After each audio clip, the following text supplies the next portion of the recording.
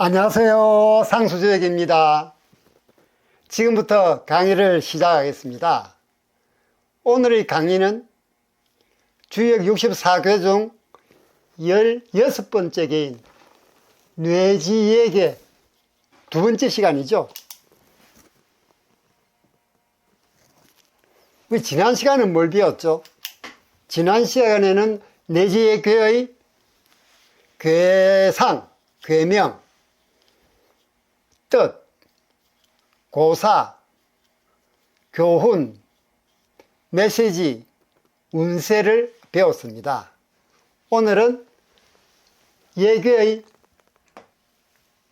괴사와 상사를 배우는 시간입니다. 뇌지예, 이 예자 있죠, 예자. 제가 지난 시간에 말씀드릴 때 예자는 사전을 찾아봤더니 기쁨, 또 미리 준비함, 이런 뜻이 있다고 그랬죠. 그런데 중국의 설문해자라는 가장 오래된 자전이 있습니다.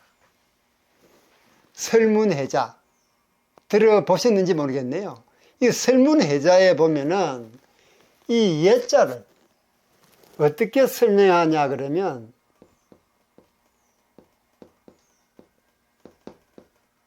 예자, 이 예자를 예계의 예는 코끼리와 비슷한 종류로 설문해자는 큰 코끼리로 설명합니다. 큰 코끼리. 큰 코끼리로 설명하면서 뭐라 되어 있냐면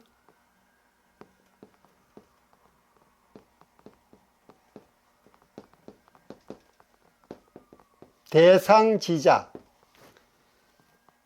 큰 코끼리라는 그런 뜻으로 적혀져 있습니다. 상지대자네요. 상지대자.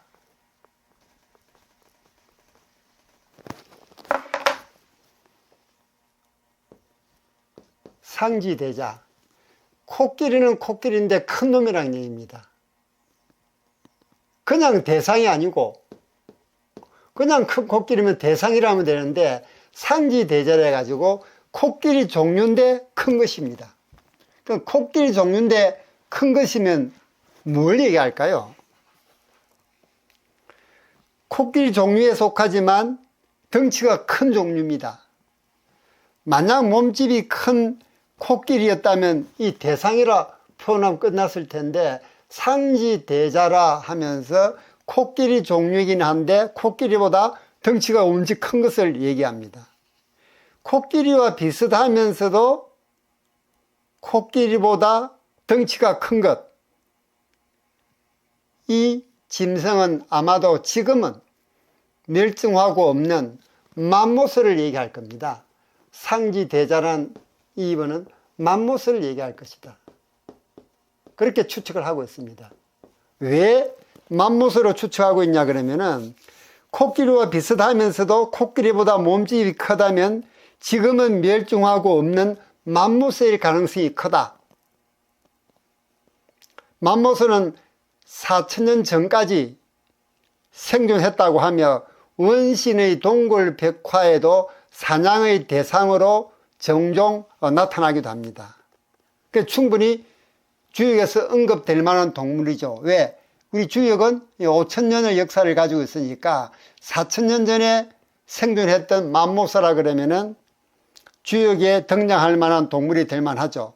자, 그렇다면 봄이 왕성한 이 괴, 뇌지에 우레를 상징하는 징계, 땅을 상징하는 공개를 왜 봄이 왕성한 괴라 그러죠? 봄의 기운이 왕성한 괴라고 하는 이유는 바로 양효, 음효, 음효로 구성된 징괴가 봄을 상징하고 있기 때문입니다. 이 표를 한번 보실까요? 봄, 여름, 가을, 겨울입니다.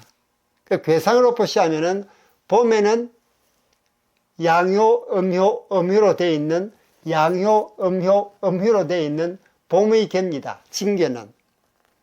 여름에는 양효, 음효, 양으로 되어 있는 이괴죠. 가을에는 양효, 양효, 음효로 되어 있는 태교입니다. 겨울에는 음효, 양효, 음으로 되어 있는 감개입니다. 한번 찍어볼까요?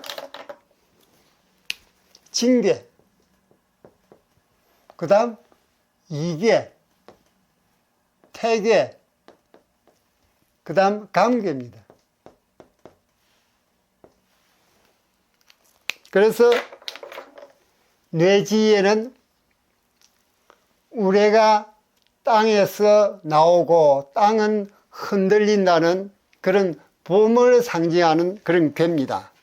자, 그렇다면 봄의 기운이 왕성한 이 괴를 왜 맘모스와 연계시켰을까? 그게 궁금하지 않습니까? 그죠? 자, 여기에 대한 기록은 없습니다. 하지만 두 측면에서 우리가 유추해 볼 수 있죠. 하나는 맘못을 이용해 농사를 지었을 가능성입니다. 동남아시아 등지에서 코끼리를 사육에 활용하듯 힘든 농사에 맘모스를 활용했을 법합니다. 이것은 예계의 물상에서도 나타나죠. 왜냐하면 예계, 뇌지예계의 하괴고는 소의 물상이 있습니다.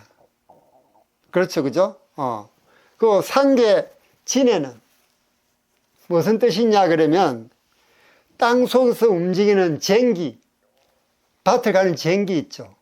그리고 소니까 소가 밭을 경장하는 그런 모습이 옵니다. 그래서 소가 밭을 가는 모습입니다. 그래서 소 대신 맘모스를 이용했을 법도 하다. 그렇다면 봄의 괴에 맘모스가 등장하는 이유는 설명이 됩니다. 그죠? 봄에 밭을 가는 쟁기를 상징하는 뇌지에는 봄을 상징하는 괴다. 그리고 농사를 짓기 위해서는 지금 동남아시아에서 코끼리가 사육돼서 농사에 이용되듯이 4,000년 전 맘모스가 생존했을 당시에는 맘모스를 이용해서 밭을 가를 그런 여지가 충분히 있다고 본 것이죠. 또 다른 하나는 맘모스의 성격과 연계되었을 수 있습니다. 맘모스는 껴르면서도 낙천적인 동물이었던 듯 합니다. 이건 코끼리와도 비슷하죠. 그죠? 주역의 가장 오래된 지리서라고 하는 산해경,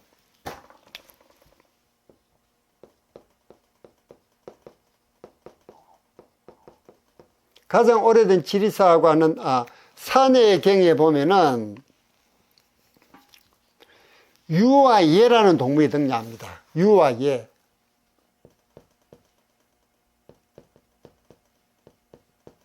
유.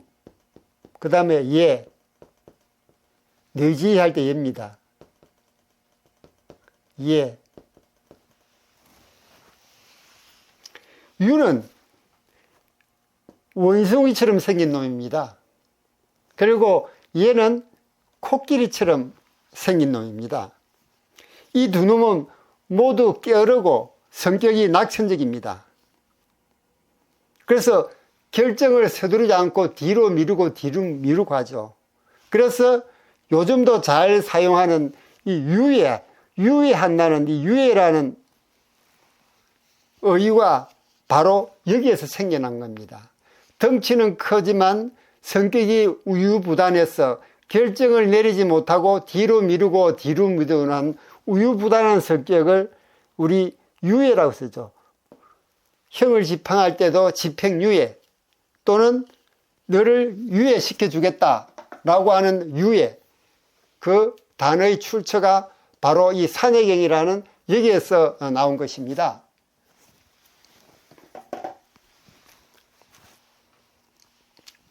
자, 그럼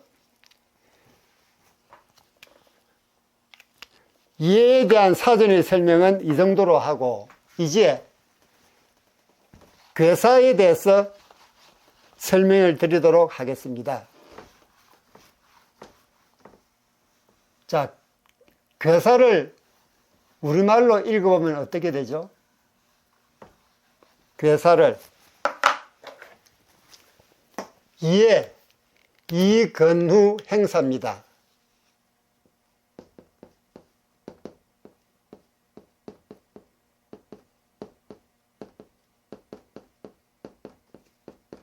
그렇죠?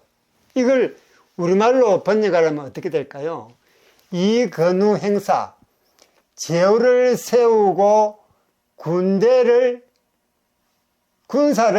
행동시키는 것이 이롭다. 제후를 세우고 군사 행동을 하는 것이 이롭다. 라고 교사에서 얘기를 하고 있습니다. 제후를 세우고 군사 행동을 하는 것이 이롭다. 조금 생뚱맞죠? 예계와 기쁨과 준비에 상징하는 괴라 그러는데 왜 갑자기 제후를 세우고 군사 행동을 하는 것이 이롭다라고 얘기를 할까요? 자, 여기 보시면은 이근후 행사, 예계는 이근후 행사다라고 되어 있는 것은 예계는 상계가 진으로 우리를 상징하는 진이죠. 그죠? 징계로 봄을 상징한다고 했습니다. 징계는 봄을 상징한다 그랬죠. 봄 기운이 왕성한 개입니다. 징계는.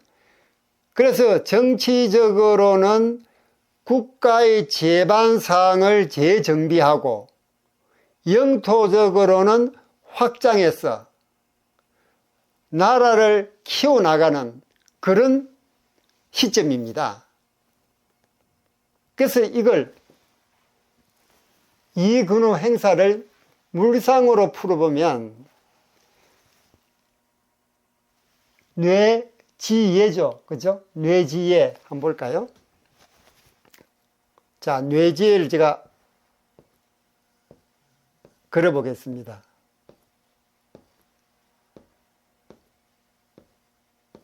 상계가 우레를 상징하는 징계, 하계가 땅을 상징하는 공계입니다. 그렇죠? 우레를 상징하는 징계에는 무슨 물상이 있느냐? 제후라는 물상이 있습니다. 땅을 상징하는 공계에는 무슨 물상이 있느냐?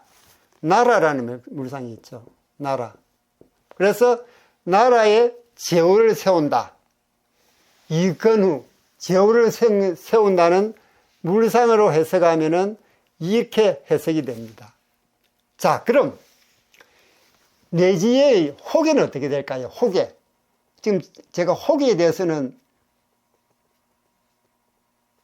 여러 번 말씀을 드렸죠. 호계가 뭐라고 그랬죠? 초효와 상효를 제거하고 2, 3, 4, 5효를 가지고 2, 3, 4효를 내호계로 하고 3, 4, 5효를 외호계로 해서 만든 게 호계 또는 호체라고 했습니다. 호계는 왜 필요하냐?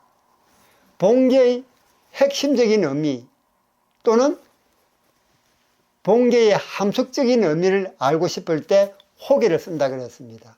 그래서 호계가 때도 시도 없이 주역에서 나온다 그랬죠. 자, 그럼 이 호계가 어떻게 됩니까? 보면은 2, 3, 4호를 네 호계로 냈죠. 음효, 음효, 양효.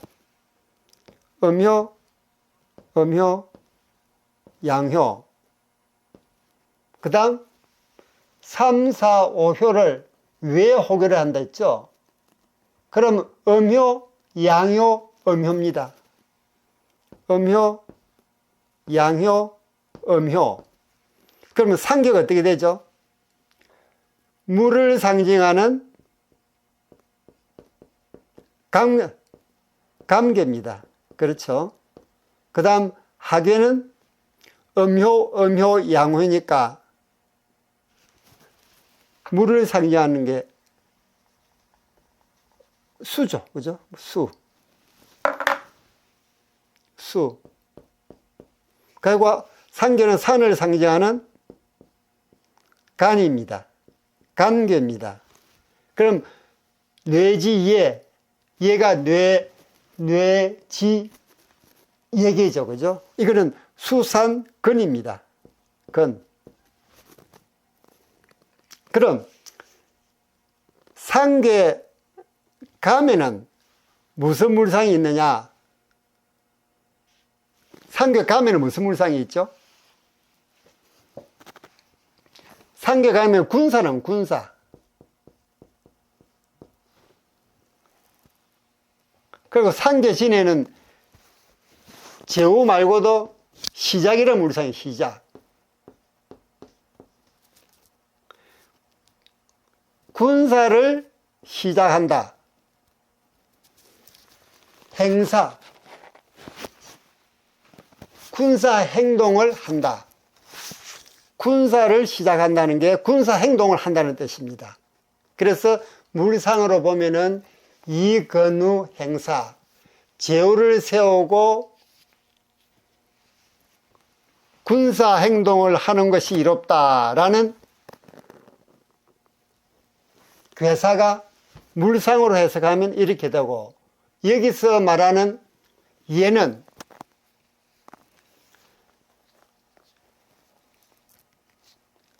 코끼리보다 큰 종류, 즉 맘모스를 얘기할 가능성이 높다.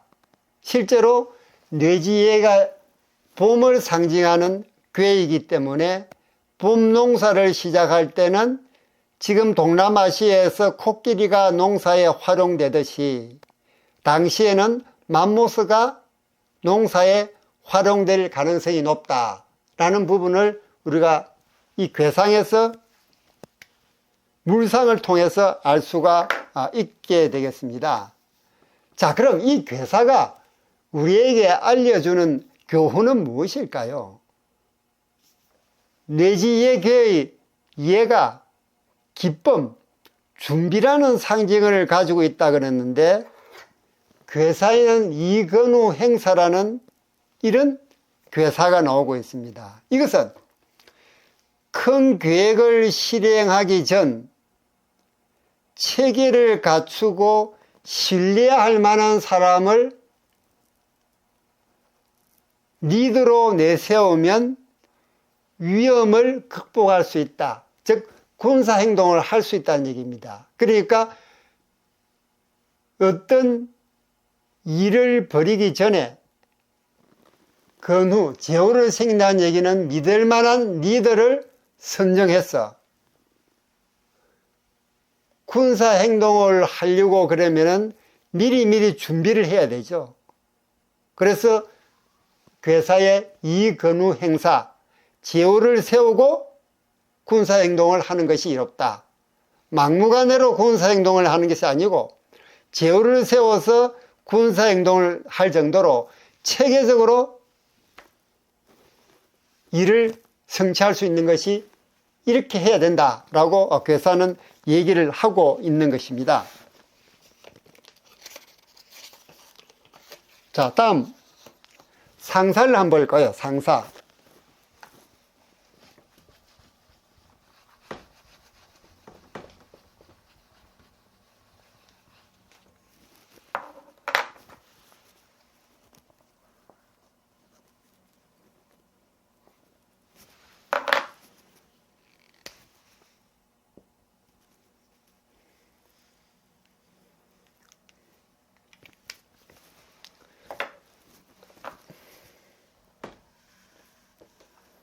상사 내용은 꽤 길죠. 우리말로 한번 적어 볼까요? 상활,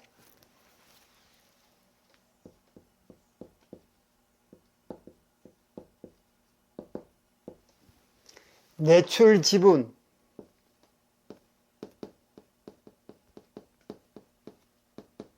예, 선왕이 자각 숭덕,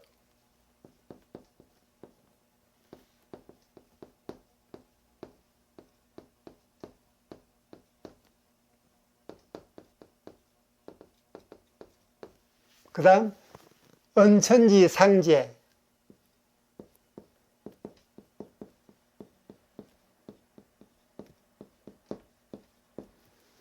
입에 조고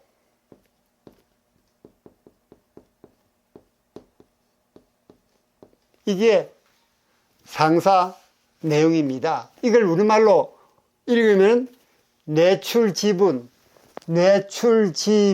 예, 선왕이, 자각숭덕, 언천지 상제, 입에조고 이렇게 되겠습니다.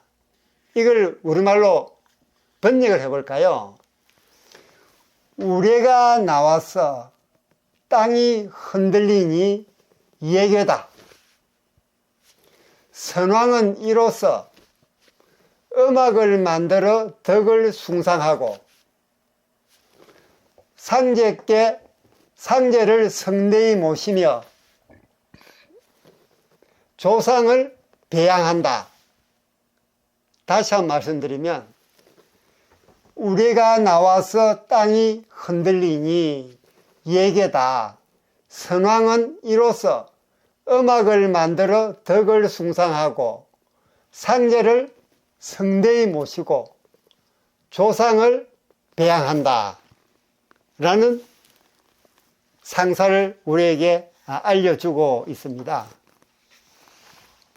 자, 우리가 나와서 땅이 흔들린다. 내출지분, 그죠? 우리가 나와서 땅이 흔들리는 것은 상계와 하계의 물상에서 나온 것입니다. 어떻게 해서 나왔을까요? 자, 뇌지예입니다. 여기 적어놨죠, 그죠? 뇌지예. 뇌지예인데, 이 뇌에는, 여기서 땅이 흔들린 것은 상계와 하계의 물상에서 나왔습니다. 물론, 가시적인 상황이 아니라, 우레가 나와서 땅이 흔들리는 게 눈에 가시적인 것은 아니죠. 하지만 에너지, 즉 기의 모습을 비유적으로 표현을 한 것입니다. 이 모습에서 느껴지는 생명의 약동을 보고서 뛰어난 지도자는 그것을 음악으로 만들어 기운을 북돋웁니다. 다시 한번 말씀드리면 뇌지의 내출 지분, 우레가 나와서 땅이 흔들린다는 것은 가시적으로 보이는 것이 아니고 에너지, 즉 기가, 기의 모습을 비유적으로 표현한 것이죠. 그래서 이 모습에서 느껴지는 생명의 약동을 보고서 뛰어난 지도자는 음악을 만들어 그 기운을 더 북돋워 주는 것입니다. 자, 그럼 상계와 하계의 물상에서 나왔다는 말은 무슨 말일까요? 자, 우리 상계 진이죠, 그죠? 진. 이 바로 우리의 물상이 바로 우레. 그리고 하계는 땅을 상징하는 곤입니다. 바로 땅을 상징하죠. 그러니 우레가 나와서 땅이 흔들린다는 이 내출 지분은 바로 이 괴상을 보고 그대로 읊어준 것입니다. 다음은 자각숭덕을 볼까요? 자각숭덕. 자각숭덕은 음악을 만들어 덕을 숭상하는 것은 음악을 통해 자연의 덕인 생생, 주역에서는 자연의 덕이 생생하노, 생생. 생생이 뭡니까? 끝없이 낳고 또 낳는 것이 생생입니다. 자연은 계속 돌고 돈다는 얘기죠. 음악을 만들어 덕을 숭상하는 것은 음악을 통해 자연의 덕인 생생을 북돋운다는 뜻입니다. 그리고 생생에 대한 감사를 상제와 조상께 감사를 표시하는 거죠. 이것도 물상으로 보면은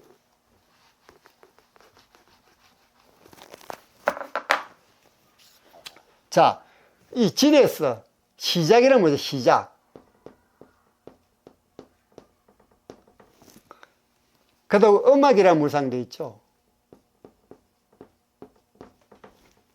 그런데 우레를 상징하는 징괴에 시작과 음악의 물상이 있으니까 바로 자각, 음악을 만든다는 것은 바로 여기서 나와버리죠. 그죠? 다음은 숭덕, 덕을 숭덕한다는 얘기는, 덕은 호기인 수상근을 보면은 이 강궤에 덕이라는 물상이 있습니다. 덕.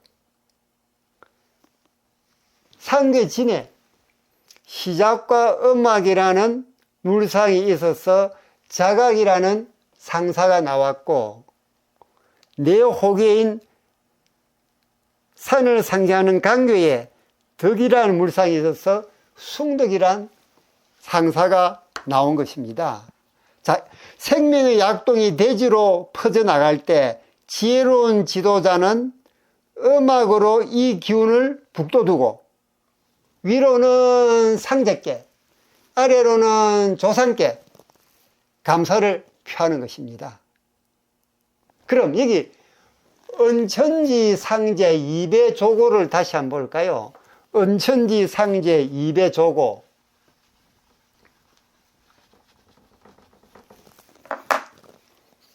은천지, 여기서 이 은자는, 이 은자 있죠. 이건 성대하다는 얘기입니다. 성대하다. 그 다음에 천은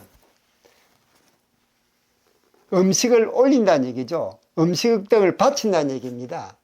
그러니까 성닭에 음식을 바치니까 바로 상제께 제사를 지는 것이죠. 또 배조고는, 조고라 그러면 이미 돌아가신 조부모를 얘기합니다. 조부모를 배양한다는 얘기는 조부모에게 제사를 지낸다는 그런 얘기가 되겠습니다. 이것도 물상으로 보면은 호계인 산을 상징하는 강궤에 조상이라는 물상도 있고 상제라는 물상도 있고 그 다음 제사라는 물상도 있죠. 그래서 상제에게 성례의 음식을 바치고, 즉 제사를 지내고, 조고를 배양한다, 조상을 배양한다, 조상에게 제사를 지낸다 라는 그런 효사가 나오고 있는 것입니다. 이렇게 괴사 내용이나 상사 내용은 절대적으로 괴상, 물상에서 비롯된 그 괴상과 물상으로 다 해석이 가능한 것입니다. 그리고 이 상사는 대상전이죠. 그죠? 대상전 내용을 우리가 상왈로 이렇게 표시를 하고 있습니다. 대상전은 주역에서 얘기하는 부분보다는 대상전은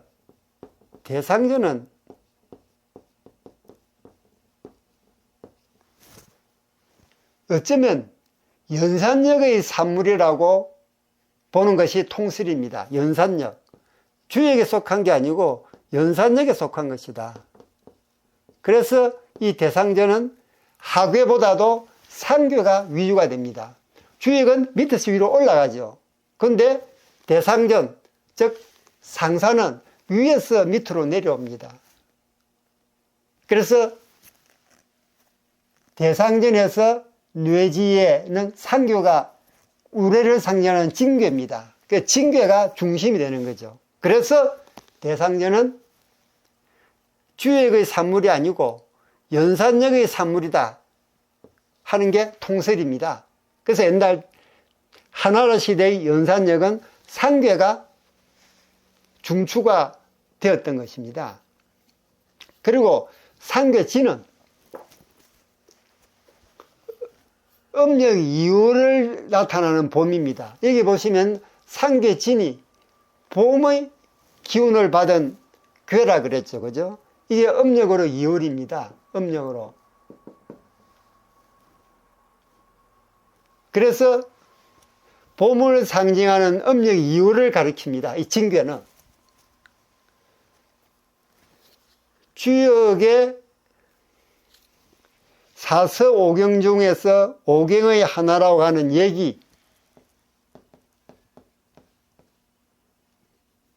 얘기에 보면은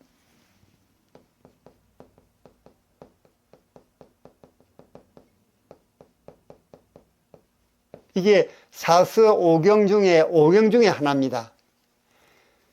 중춘에는 중춘, 봄의 중간, 중춘에는 우레가 소리를 내고, 이 우레죠, 그죠? 중춘에는 우레가 소리를 내고, 중추에는 소리를 거둔다. 중춘에는 소리를 내고, 중추에는 소리를 거둔다라고 적혀 있습니다. 중추가 언제입니까? 우리 중추절 바로 이 중추입니다. 즉 2월 봄에는 우레가 2월 봄인 중춘에는 우레가 소리를 내고 가을인 중추에는 우레가 소리를 거둔다라고 적혀 있다는 겁니다. 그래서 봄이 한창인 2월의 우레가 봄이 한창인 우레를 상징하는 징계가 바로 봄이 한창인 봄의 약도하는 기운을 음악으로 드러낼 수 있는 그런 시기라는 것을 여기서 얘기를 하고 있는 것입니다. 이 상사 내용은 성공은 개인의 즐거움이 아닌 함께 나누는 축제로 완성된다. 성공은 개인의 즐거움이 아니라 함께 나누는 축제로 완성된다는 얘기입니다. 그래서 선왕이 음악을 만들어 덕을 숭상하고 상제께 성대의 제사를 지내고 조상에게 배양하는 어떤 함께 나누는 축제를 뇌지에게는 얘기를 하고 있는 것입니다. 지금까지 뇌지예교의 두 번째 시간, 괴사와 상사에 대해서 설명을 드렸습니다. 그리고 여기에 대한 여러분의 의견도 댓글로 남겨주세요. 제가 하나하나 읽어보고 명심하고 반영해서 우리 다 같이 더 많은 주역의 교훈을 함께 배워봅시다. 여러분들의 좋아요, 구독, 댓글은 제게 큰 힘이 됩니다. 저는 다음 시간에 더 좋은 영상으로 여러분을 찾아뵙도록 하겠습니다. 여러분 안녕.